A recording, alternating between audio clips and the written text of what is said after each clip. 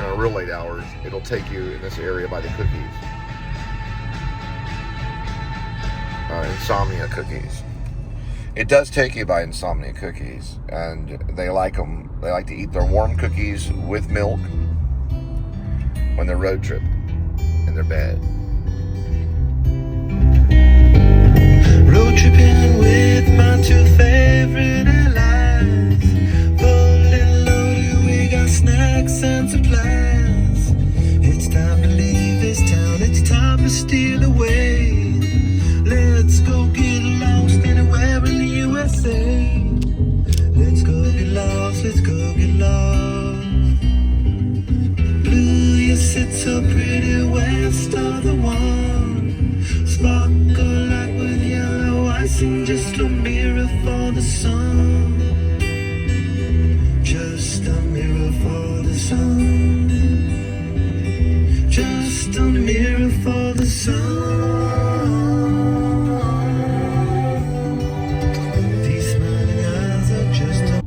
Dawned on me. Just now dawned on me. I ought to know. I was reading the beginning part of Rage. I received it through PDF only. I didn't receive the book. But I do have the PDF. And that's worth money. Now, the book is worth $5,000. If you have a book copy of Rage, it's $5,000 on the market. I have a PDF.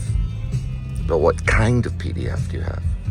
None of your business. I'm selling it for $1 million, and I'll be airing that on Facebook. It's a $1 million copy of a PDF of Rage. $1 million. Stephen King wrote it. And only one good kitty. That's probably her.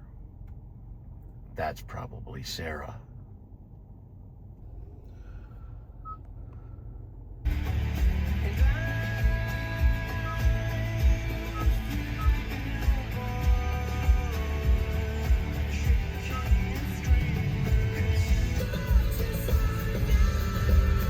To tell Mark Zuckerberg congratulations on beating McDonald's. McDonald's is only $193 billion on net worth. Mark Zuckerberg hit the 201 mark on billion on the Mark Zuckerberg network known as Facebook. They beat McDonald's.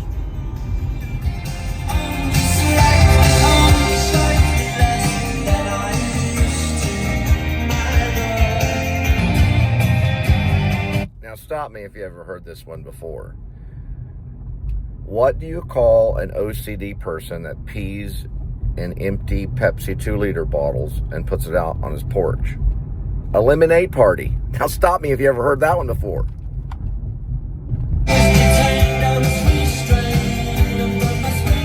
Where do you talk like this? Some Panama City wannabe sailor hump bar? Is this your last shot of whiskey on your final getaway? Do me a favor. Go sell crazy somewhere else. We're all stocked up here. Doors.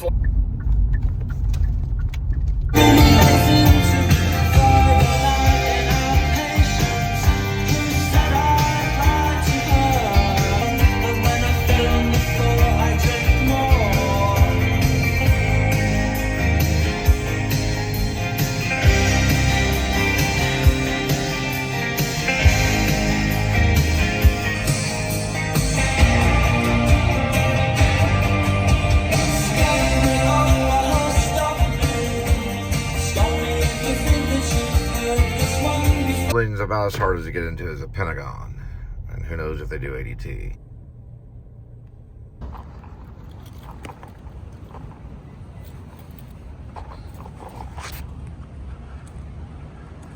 Talk about the Dakota. All right, it's by basically kind of like towards the north part of Montgomery, and they used to have samples, or they still have it, of Yogurtland right there. It's like you get free samples. So they're actually on the patio having, yeah, you could do that. You sit on the patio and just press the button. What do I want? Grubhub? Do I want Uber? Do I want the big D? Things like that. Maybe real estate. They bring you the house. They just, yeah, you just jump in the house and they roll it wherever you're going. It's like, well, I got the house. It's on rollers. It's coming around this way. We're just going to jump in it and start living in it until we get to the land. Then when we get in the house, we're going to get on computers and find the land, buy the land. Then we'll just have the house dropped off there. That'd make a good movie. There, that's a little bit better.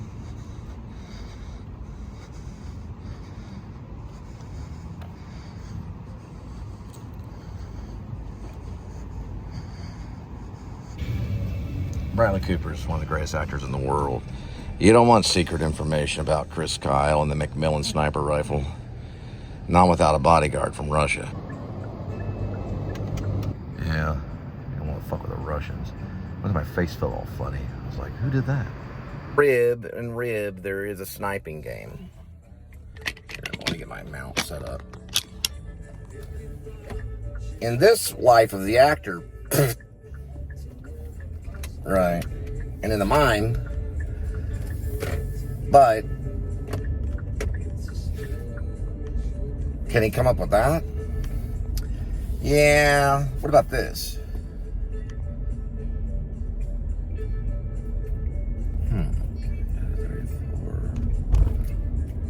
He might can. Marcel Marceau could. Okay, I got it. Fight. Right corner, Stanislavski, without his bifocals. Just pure swim trunks. Then in the left corner, on the back corner, you got Marcel Marceau, naked. Who would win? Well, they both laugh. They get laughs. Okay, let's do it this way. Stanislavski's naked in the right corner, Marcel Marceau in all black. Okay, let's put clothes on Stanislavski. Okay, Stanislavski in a tuxedo with a top hat. Marcel Marceau, the top hat with a flower. And a bikini. Who would win? Chris Kyle. Nope. Because I could see him a mile away. Drifting along in the same stale shoes.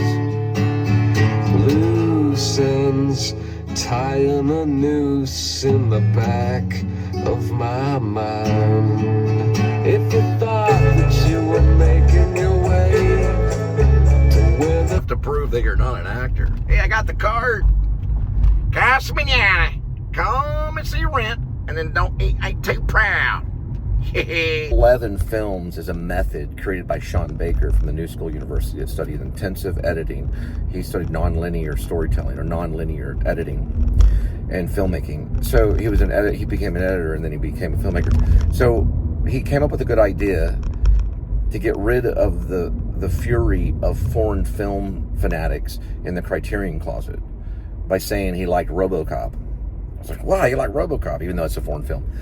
But I was like, okay, RoboCop's kind of an American film. I like Beverly Hills Cop. Let's start from there.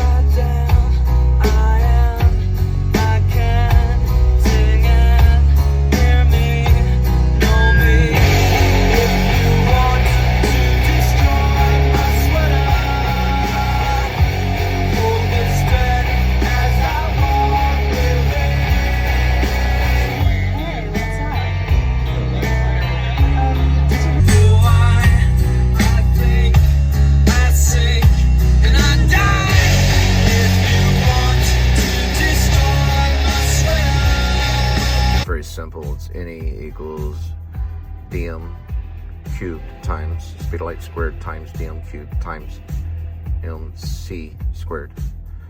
Light and mass are interchangeable. We got 3 dash marks coming up this way. Somewhere around here.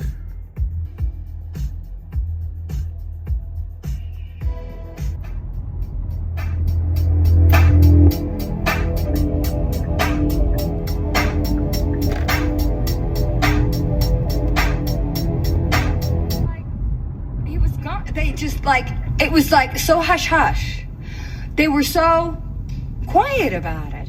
And then the next thing you know, Any is theory and philosophy. Together, it could be either or.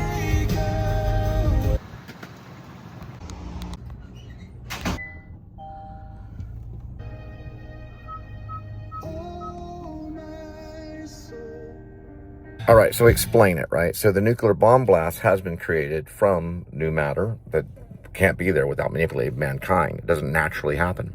But once it does, there's dark mass. Like a magnet, it attracts it. It travels on that plane. If that plane could be controlled, so can the nuclear blast. Thus, it can be absorbed with something that's quicker, dark mass, and something that it has to have to function, dark mass. Dark mass will envelope it. No more nuki boo-boo. So think of a choo-choo train, right? Nuclear bomb idea coming from Einstein loosely. Oppenheimer refined it because he was an engineer. Boom, you got the choo-choo train, which is a nuclear bomb. Choo-choo, right? Well, it goes in a tunnel. That tunnel is a new energy theory. So you got Oppenheimer and Einstein going in a tunnel on a train, which is the new energy theory, which is Cole Spivey's theory. It goes in there, it envelopes it, and then it's not there anymore because it's on a different realm. If you can manipulate dark matter. Einstein only talked about existence. Yeah, he mentioned light. Yeah, he occasionally talked about light. But he was talking about energy. He focused on energy, not much on existence. He did focus a little bit on non-existence when the Japanese got hit by him. Look at that motorcycle.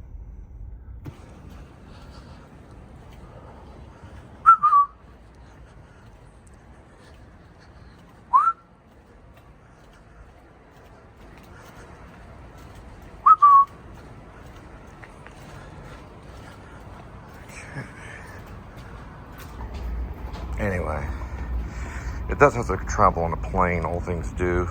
They prove that about light. So they have to prove it with dark mass. And we go from there. Then we begin to control dark mass.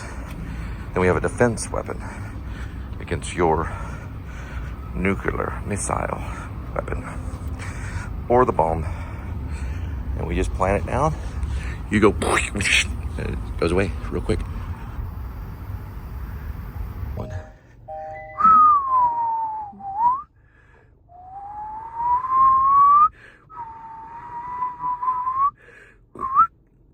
Look at that.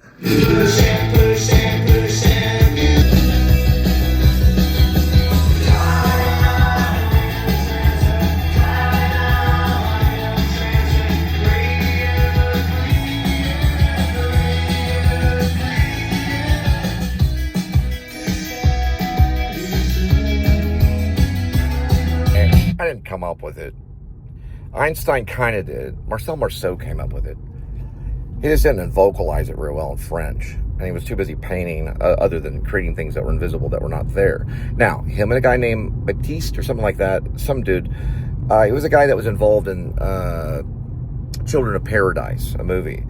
They would take iron ores, they put it in the bathtub, and they would feel the energy from the iron ores. So they knew for sure that energy existed and that it can be manipulated on the stage. They could manipulate this energy that they could actually feel. So they were trying to feel the energy first. Then they manipulated it by moving their hand. So Baptiste, which worked with Marcel Marceau loosely, he also worked with a guy named Etienne Ducreux. They would move their hands through time and space, and it would move the energy through the room, and they could start to feel it. Now we're dealing with new energy. Right. And they were behind that, but they didn't write it down. They just moved around until they did movies like Children of Paradise, and Marcel Marceau became famous of it, creating like a character named Beep the Clown. And he saved like 10,000 Jewish kids and got them across the border safely from the Nazis. But he was studying that kind of stuff for quite a bit of time. He even painted some of it. Because they were dealing basically with something that wasn't there, right? So when Einstein said E equals mc squared, he was saying energy is there. Don't worry, it's there. We got an equal sign. We're going to talk about mass. Let's talk about mass. Mass moves around. You can knock on it. You know, right there. We're going to talk about light. There's light right there.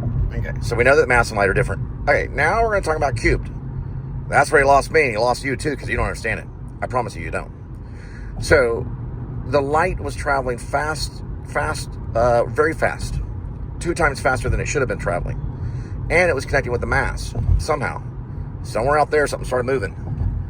That's what Baptiste and Marcel Marceau were studying. That's called energy. And it's connected to new energy and the new energy theory, because you can feel it. Dark mass is there. It is a plane. It is the tracks for the train to travel to get to the tunnel. And the tunnel is that void between the light and the dark mass.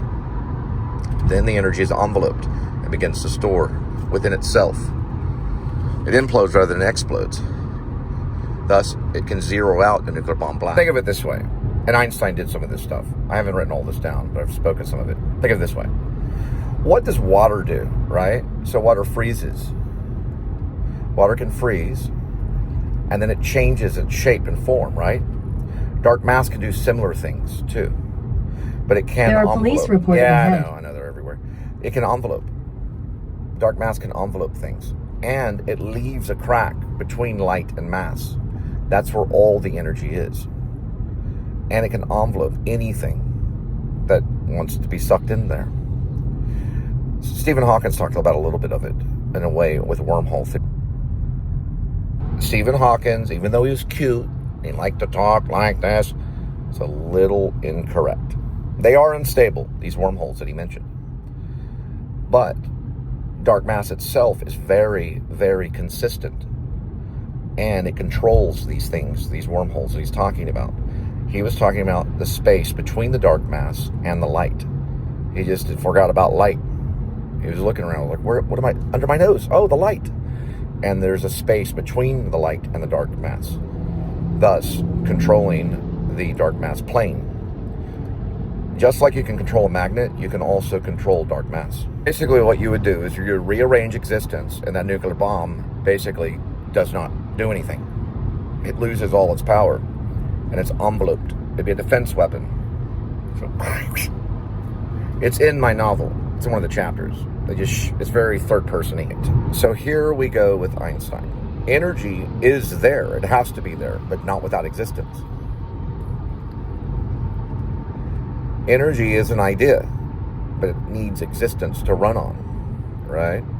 We're going behind existence and going, what are you? Then we're separating mass and light, of course. We're saying there's 2 different things. Then we're saying dark mass is something.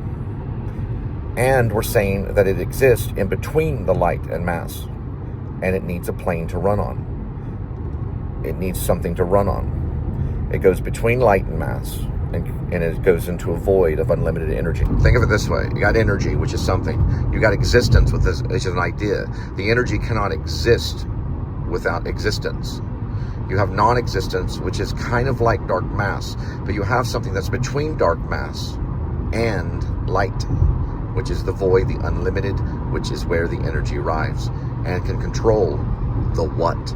The dark mass, which is the plane that the light runs on. We're talking about manipulating light like you would never believe. So you know how we can manipulate the particles, and by colliding them together, we're exploring the space between dark mass and light. Thus, Stephen Hawking would go, Right, so there's something between the two. Between dark mass and light. They're not exactly the same thing. They need each other to travel. Now, between it is where this unlimited amount of energy, known as new energy, which we think of it as a non-existence, because it's not there yet. We haven't discovered it. But here's the thing. We didn't even know energy existed until Einstein. Not in its former fashion. We could talk about energy all day, but we didn't know it existed until Einstein. We knew there was a style of energy. Then all of a sudden, we started breaking these atoms apart because we knew that energy was more than just one thing. it had a relation between mass and light and its speed going at a certain rate. So it could be valued as something other than what the simplicity of it was before Einstein. He liked to study the ether, what envelopes the earth and space. He liked to study the things that are in between. He went into things. So what we're talking about is in between dark mass and light. There's an exploration of new energy, but we have to understand non-existence to go there. And we have to define exactly what non-existence is in order to understand not only energy and Einstein, but to understand the new energy theory.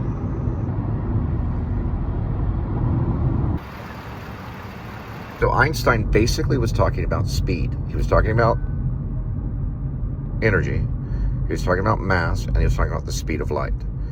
Ultimately, speed, the speed of the rate of something that going at a certain speed, had a big difference in relation between different particles traveling on their own planes and their own speed.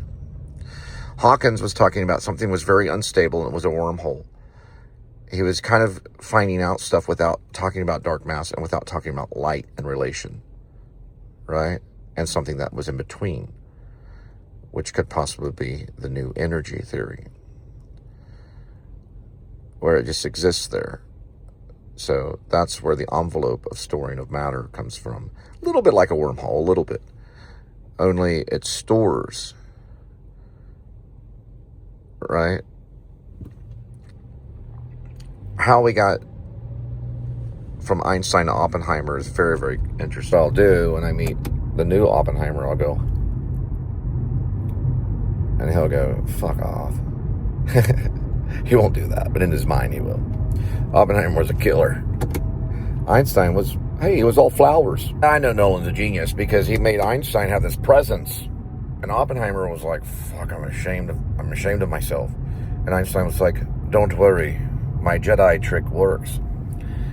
Meaning Einstein was like, just don't worry about it, just keep doing it. Oppenheimer was like, okay. Well, I tried to kill the dude, but, he didn't try to kill Einstein, but he tried to kill his professor. Eventually, Oppenheimer, he did it with cyanide and I think an apple. But he didn't, I don't know if he killed him, but he almost did. But Einstein was kind of looking at Oppenheimer and going, oh dear, what have I done? This guy will come around. He'll have pencils and papers, mechanical stuff, and he'll be talking to me. It'll happen. We'll meet. There's this chick that went to Caltech. Yeah, they met at Caltech in 1932. And they probably had a couple conversations and maybe a crap. So Oppenheimer was the engineer. And the brains of the operation was Einstein. And he was like, okay, yeah, you can do that, it's fine. Einstein would have nothing to do with the construction of a device that could explode and do all this stuff. But he'd be like, oh, that's cool to look at. Let's get some sunglasses. And then he'd be like, damn. They were like on two different ideas. But Oppenheimer wanted to see, okay, I understand what you're talking about. Okay, well, this is what we did. And we got these mechanical devices going on. Boom, Oppenheimer fucked up.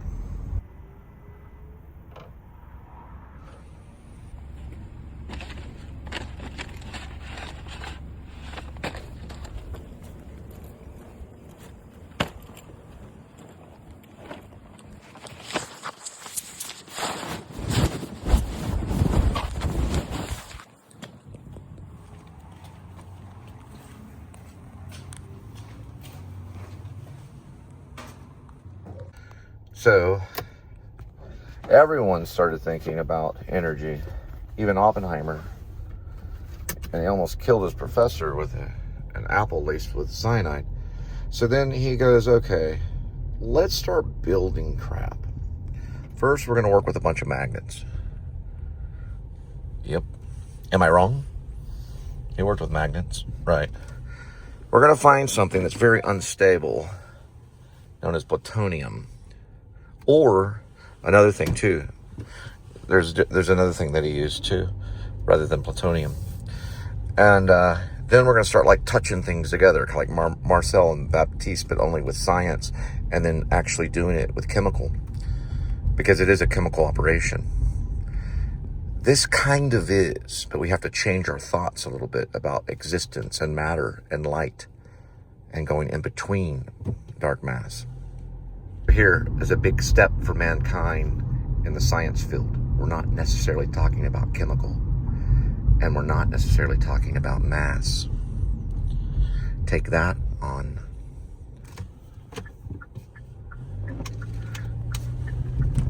Talking about non-existence, baby. And we're talking about new energy. Ultimately, what was Oppenheimer? Oppenheimer was an engineer mostly. But what was Einstein? He was a philosopher. Einstein was a philosopher. So you have a philosopher and you have the scientist, a real scientist, which is Oppenheimer, working together. And he probably had, Oppenheimer knew the element chart. Einstein didn't care about it because he knew it didn't exist exactly that way. That was just how it existed now. Is what Einstein was going like, okay, there's no reason to study this shit. That's what Einstein said. Oppenheimer had it memorized. Einstein didn't. And they said, excuse me, Einstein, what's gold? I don't know, NU. Is it UN? They need it. The UN needs gold. But what exactly is it? AU was basically telling him, he said, I don't need to study that. And then Oppenheimer's like, what? And he sticks his tongue out. That was a package. I used to live here.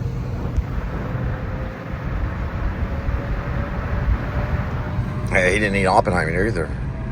He did not need Oppenheimer, not exactly. But they did question him in front of the scientist Sanhedrin. Einstein, could you tell us the elementary chart? No. Why do we even talk to this guy? But they did talk to him. All I would be talking to is knowing that people can exist without mass. That means you can exist without mass. Without your own body. And you can be part of the new any theory. Yes, you can exist without mass. We all know that. You can exist without mass. Now we're talking in E. Anyway, it's a long story. I got some of it. It's a long essay. We'll talk later. Don't tell me anything about elementals. I did horrible in chemistry. Brandon Carter had to help me with everything. It's a big issue. It makes them mad. So we're going to do something like this to let them know. It will be just one moment, please. Wrong one.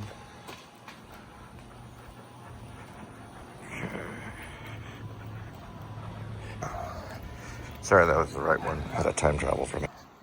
Yeah.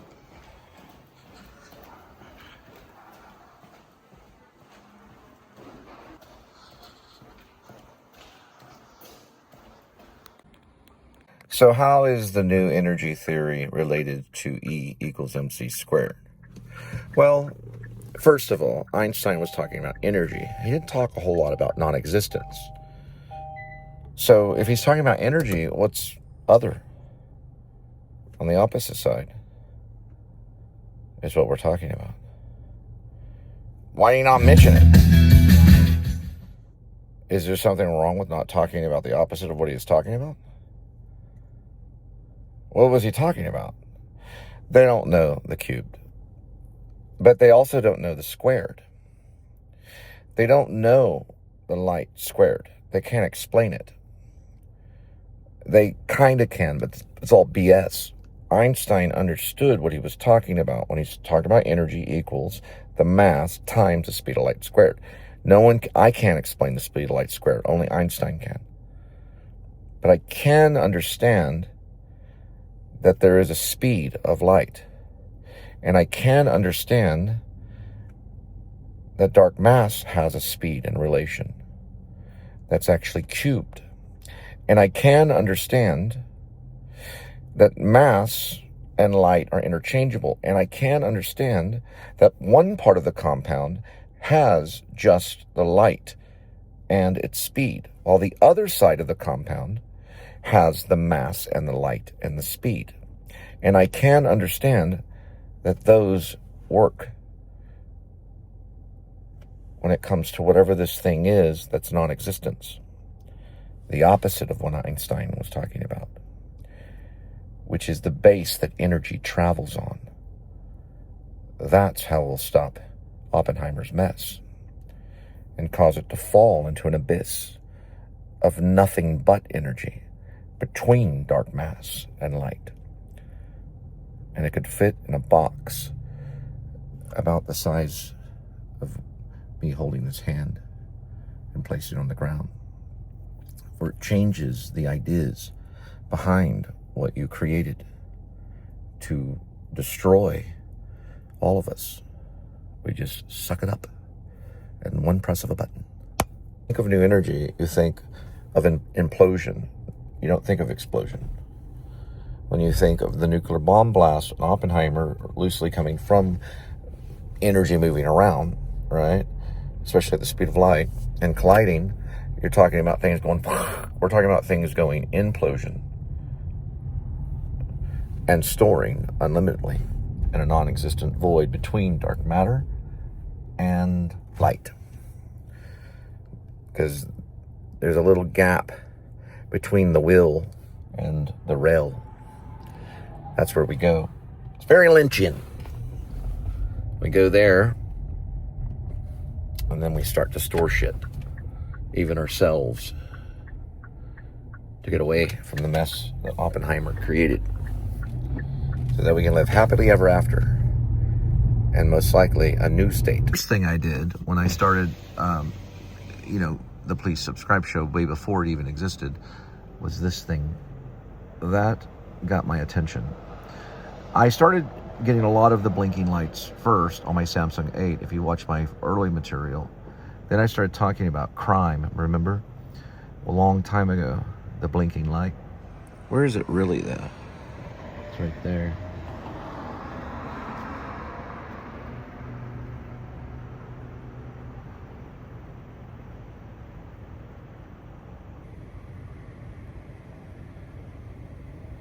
Interesting.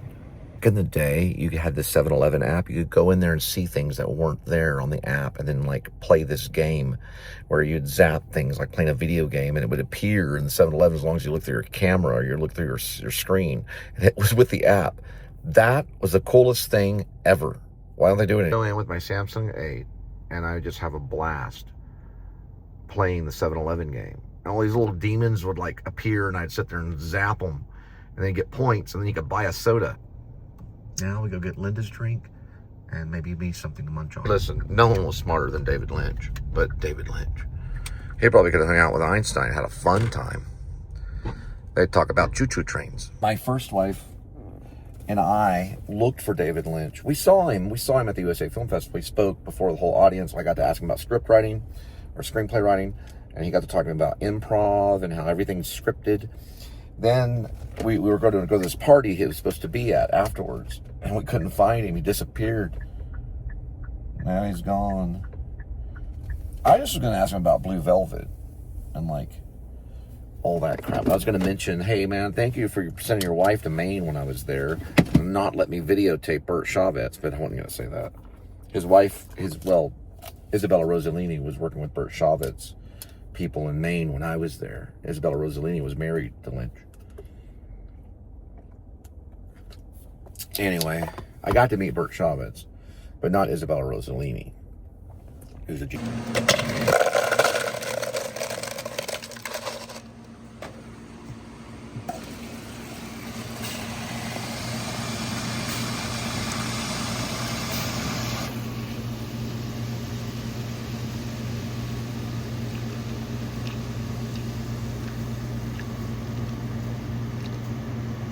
Body in the New Liberty Wave, and it's so it doesn't look like Hitler. That's that kind of thing. Because we want to be peaceful, and that looks peaceful, as opposed to be like, hey, what's going on? Yeah. Like Charlie Chaplin kind of thing. Then we got it. Ultimately, what we'd be in charge of is peace. So if one country had the device, then they would be the most powerful country in the world. They wouldn't even need nukes. They would just need what I call the enveloping device. They would just take energy and whoosh, doesn't really matter what it is. And they would be like, hey, listen, we just want peace. So when you try to nuke us, it won't work. Exactly. Hence, something like the Iron Dome, but not really. I was being just in case you got through the Iron Dome. But it would cost with interest. I'll say what. I'll help the new Oppenheimer build it. We promised to make my credit score at least 700 by tonight. I'm just joking. I'd lose. I would lose. How about this? Unlimited American Express card. With cash advance, with the fee. At least I go over $1 million. That way we can build it. Plus, Long Beach owes it to me anyway.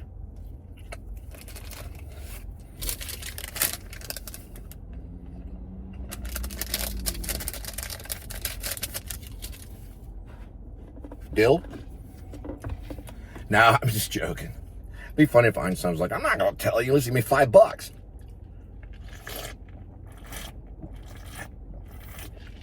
Einstein's like, I'll tell you, but you gotta give me a 5. So, hidden joke. I went and created some theater at Chick-fil-A. It's like Bertolt Brecht play. Everyone stopped eating their Chick-fil-A. I want my money back. That guy came in here and did a Bertolt Brecht play about the New Liberty Party and said something about Einstein. And me getting murdered in my bed? All right, then my wife calls me. Hey, the government wants their First Amendment right back. Sorry, I didn't write it. You need to call Benjamin Franklin and another dude. I don't think Benjamin Franklin actually wrote it, but he was behind some of it. Click. She sounds like Marge's sister. Yeah, so the Chick-fil-A thing made me famous. I knew Chick-fil-A would. It turned me into what's known as Jack Nichols. I didn't mean to hurt you. I was trying to write, Linda. I'm sorry. Wendy. Oh, she's playing Wendy Willows. I was trying. What is it? I'm not going to hurt you, Danny.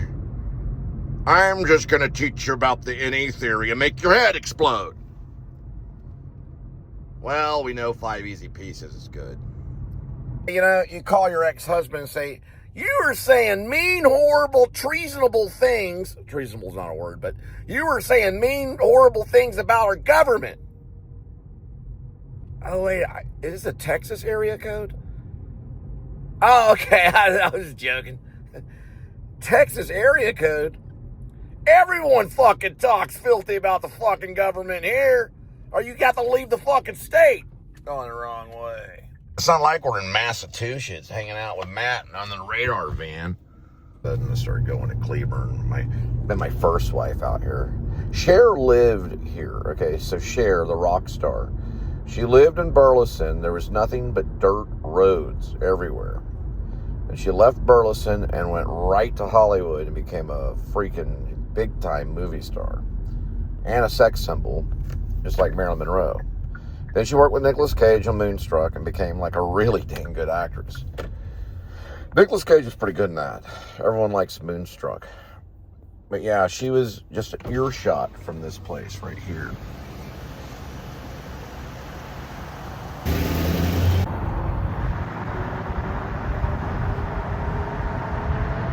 You have to get it quick. I do want to use this for the nuclear bomb blast, and it sucks into the NE theory. The little box the dwarf uses. The dwarf, yeah. It's one of the chapters. This is when it actually sucks the nuclear bomb into the box.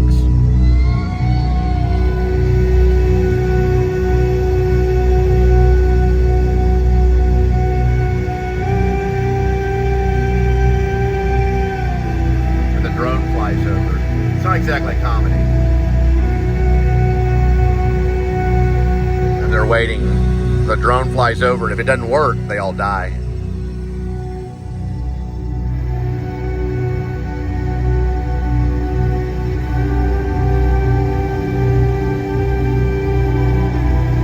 It'll be produced by no one.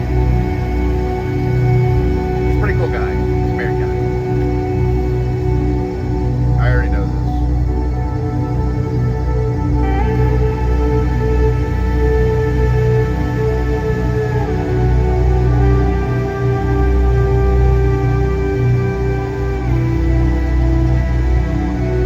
a guy like Christopher Nolan when I went to Richland, North Richland High School. I haven't seen Oppenheimer.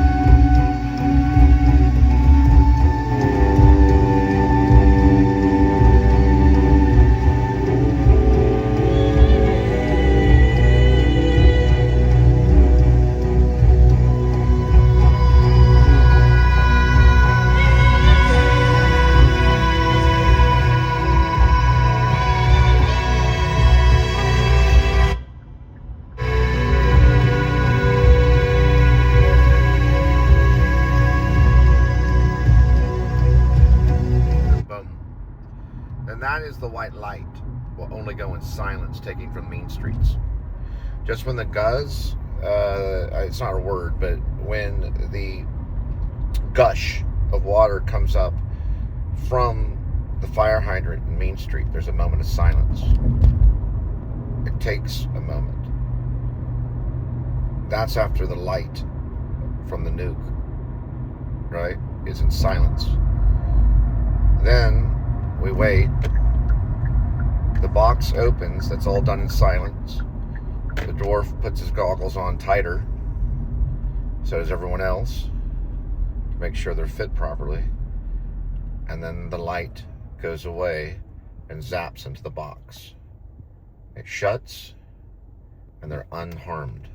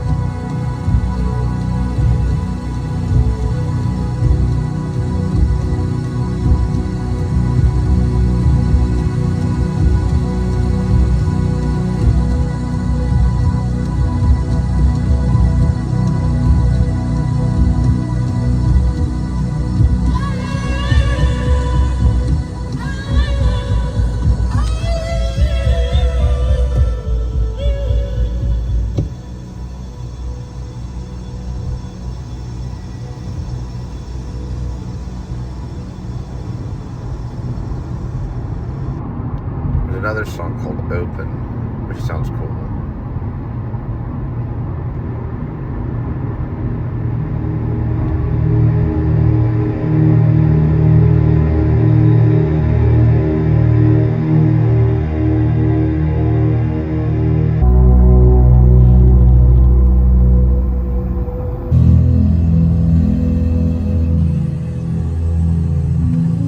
It's like a $200,000 lawsuit. Get the slammer. The hammer. The hammer with the slammer. Yeah, those guys got to slow down a little bit. Oh, the soundtrack of Passion. You ain't gonna beat it. Trent Reznor's not gonna beat it. Christopher Nolan's People's not gonna beat the soundtrack. No one's gonna beat the Passion ever. This is the best soundtrack, like, fucking in the world, man. This soundtrack is dangerously good. But it's for Scorsese's Last Temptation of Christ. But it is dangerously good. It's the best soundtrack I've ever heard.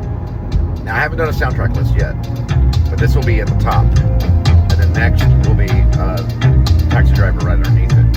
It's an Bernard Herrmann soundtrack. This will beat it. Yeah, that'll beat it. But Bernard Herrmann will get second place. The Taxi Driver will. Nobody beats this thing right here.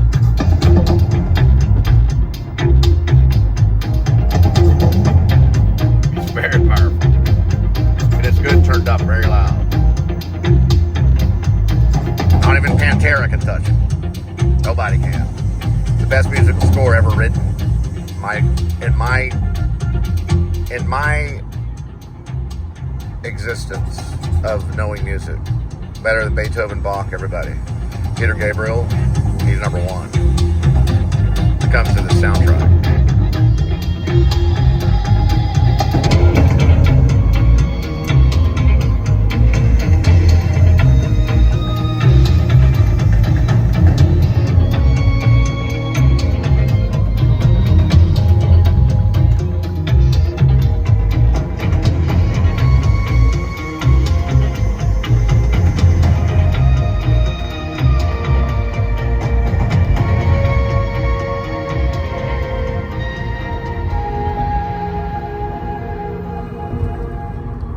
Also, Social Network would make it in the top 10. Trent Reznor's. That'd definitely be in the top 10. It would be Peter Gabriel. Not quite.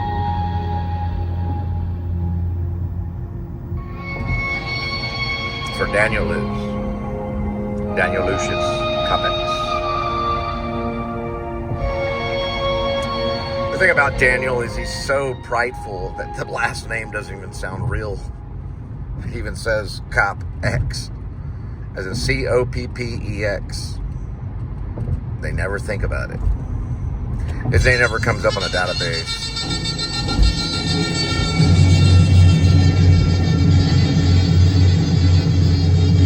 Anyway, it's my opinion. I think Beethoven's great. I think Mozart's great.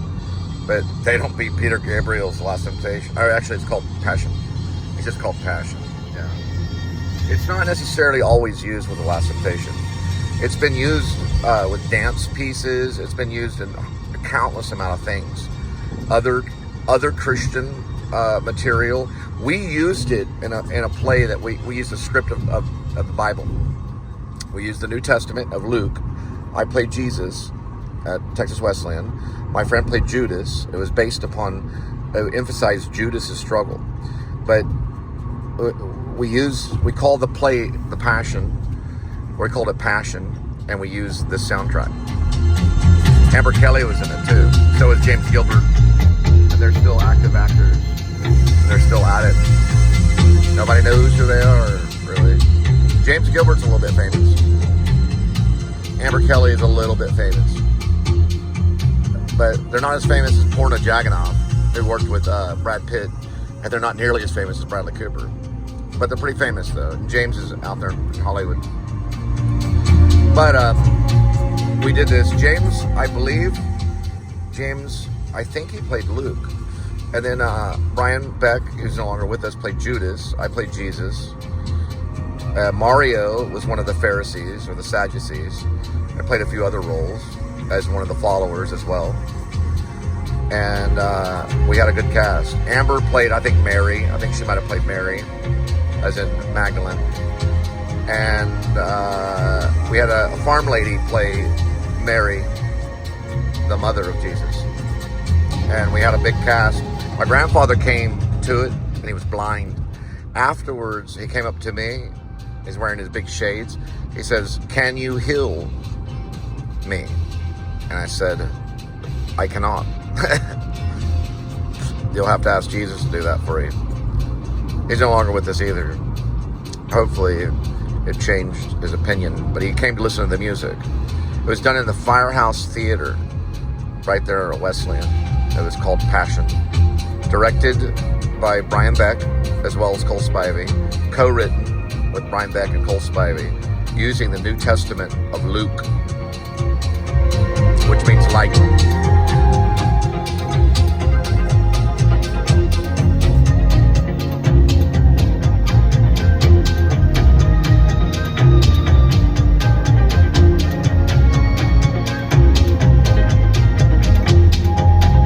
God don't play dice.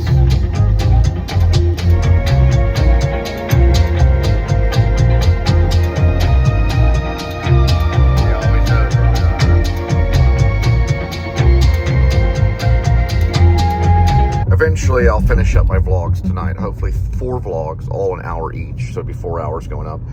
The director dossier will put me to sleep. Those are the 2 boys, the college kids that talk.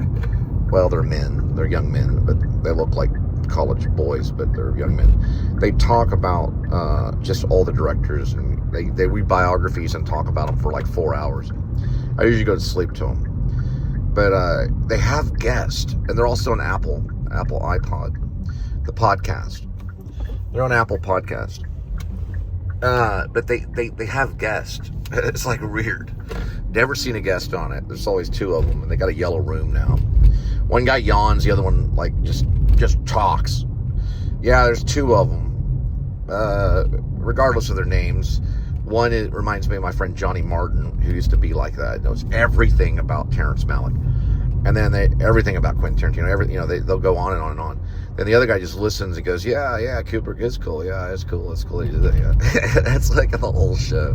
One dude talks the whole show. The other guy just goes, yeah, it's cool. He's like yawning. And the other guy, they try to keep up. They sit there for 4 hours. So it's a 4-hour show that goes up. It's a podcast. It's videoed. It's on YouTube. The director's dossier. I want to find out how to say that in a minute. For the French, the director's dossier. they're called the Director's Dossier, and they used to have a briefcase that was open with a light in it. That was when it was cool. They said Indian style.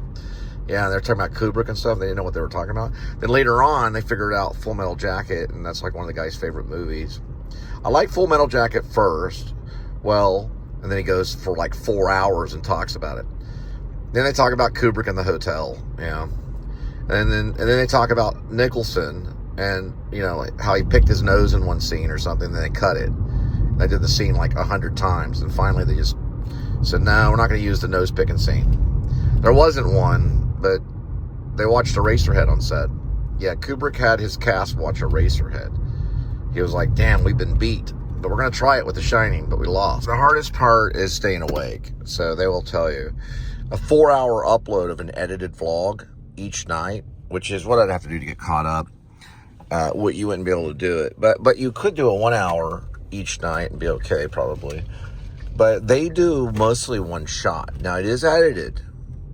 They do 4 hour edited, but they don't do it. They don't do the 4 hour edited every night.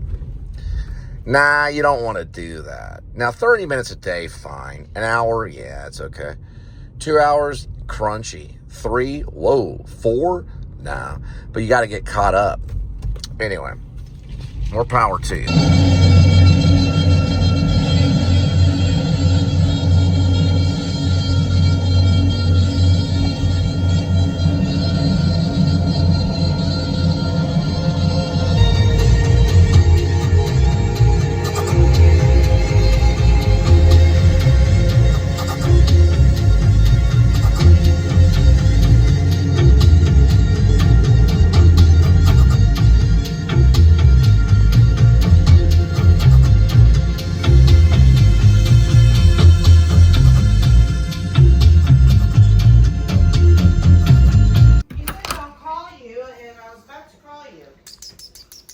Here we go with today's kitty. There is one kitty with 9 cat lives. And each cat life has a number. Numbers 1 through 9. Swirl the cat food. Pick a cat food. Today's kitty will be having fancy feast. Tuna feast and gravy grilled.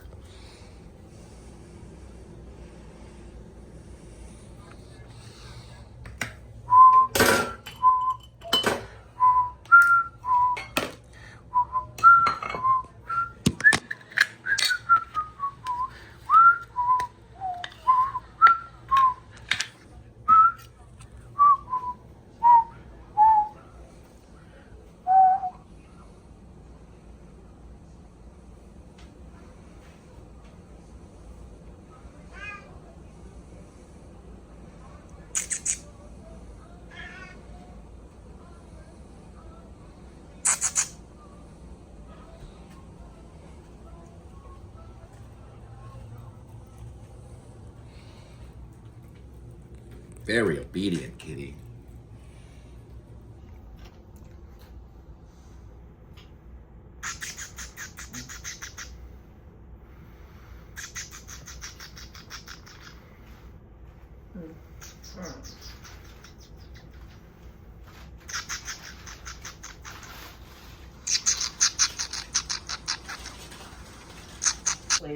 Well, at least around breakfast time, I'll get my 6-inch. Okay.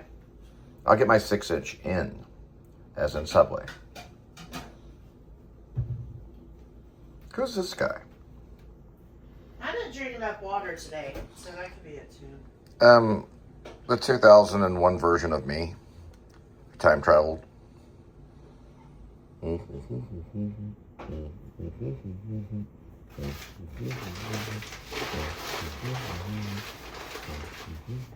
Kitty time traveled too. Right there. Did you time travel, Kitty? Yes, he did. I don't know how he jumped up there, and there. He's quick when he wants to. He appears places just like you. We used, my second wife, before we had children, we used Glen Hansard's music, the song Once, in our wedding to dance to. He just died in a plane crash in Dublin. Oh, wow. Yeah, he was one of the greatest musicians in the world. He wrote the song and the musical Once. Daddy, Bob Dylan. keep it down. almost went the same way. It was a motorcycle.